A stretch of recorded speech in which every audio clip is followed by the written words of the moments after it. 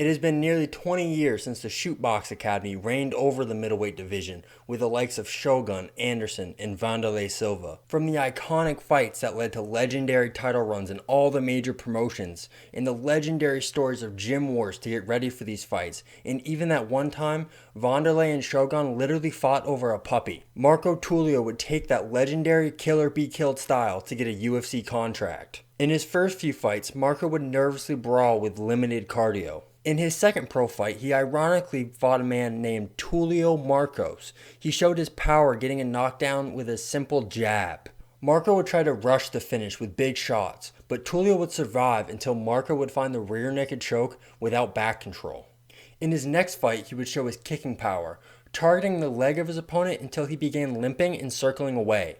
Marco would find a vicious hand combination followed by a highlight reel flying knee to get yet another finish. He would take a big step up in competition against an undefeated opponent with a 4-0 record at the time. Just like his previous fights, he looked very tense pre-fight and during the feeling out process. I feel like the tension he takes into his early fights heavily affected his cardio. The fight would start with both men taking part in a wild brawl. Marco almost got another flying knee finish early in the second round, but he would become impatient and gas himself out, throwing wild looping punches.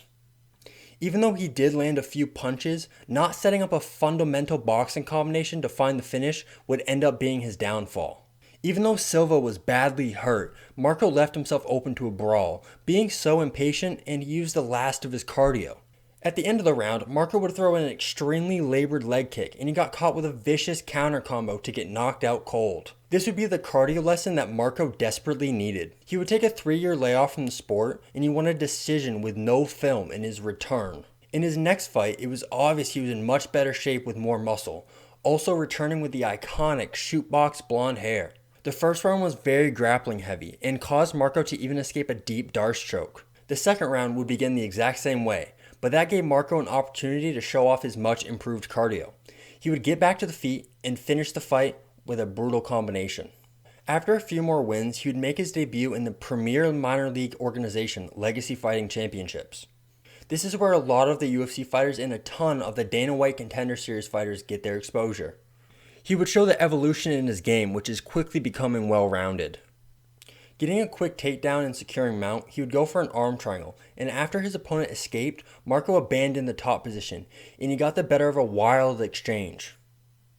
He then showed his ability to be patient, using head movement to avoid the wild punches coming his way, and mixing in big punches and spinning back kicks to the body. He was being composed and picking his shots instead of burning through his entire gas tank, finding a big right hand and ground and pound to finish the fight. He then got an opportunity on the Contender Series in 2023.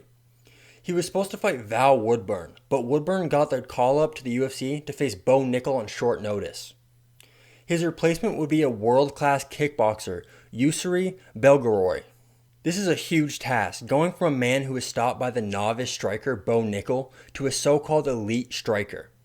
With the UFC trying to cash in on the kickboxer hype, they are giving high-level kickboxers with limited MMA experience a shot to get into the UFC. Unfortunately, Yusri thought that he could just try to point fight his way to a decision. Fortunately, Marco would pressure the so-called world-class striker that was just circling away from him. Marco would control him against the fence for much of the early fight, which would be the correct strategy if you weren't on the Contender Series, where you must get a finish to guarantee your shot in the UFC. To Marco's credit, in round 2, once he realized he did not have to fear the kickboxer, he would chase the timid fighter down with the aggressive shoot box style, even landing some huge shots exposing the inexperience in MMA. Marco would make the same mistake that haunted him for a lot of his early fights, and got gassed out throwing wildly. He would land some big shots at the start of round 3 before getting a takedown and finishing the round on top with ground and pound. He would not get the contract because of the decision, and I think the UFC thought that he needed better cardio before going to the next level. He would return to the LFA 5 months later against Semi Dos Santos. He came out in round 1 more aggressive, looking for the finish. He would use takedowns and ground and pound to control most of the round, finishing round 1 with strikes on the feet. In round 2, he would show his true striking potential, stepping into range to bait his opponent to throw. Marco would step back to make Semi just miss before coming in with 2 right hands in a row to knock out Semi in an extremely technical way. He would return to the Contender Series this past season, and being 30 years old with a second chance on the Contender Series, he had to know this was his last shot to get into the UFC. Probably feeling the pressure of the moment, he came out a bit wild in round 1, throwing some wild shots with little setup. The start of round 2 was very close with back and forth action. When Marco landed a jab straight, his opponent tried to counter with a wild overhand.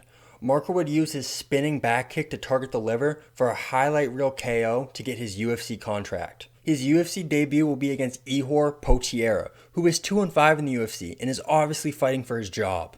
Marco needs to fight like his teammate Charles, being willing to be in the pocket and in the fire, but with good fundamental boxing and a high guard, to not take unnecessary damage and be more efficient with his energy. Do you think Marco will be the next great middleweight to come out of the legendary Shoot Box Academy? Comment down below. Thank you for watching, and please like and subscribe, which helps so much.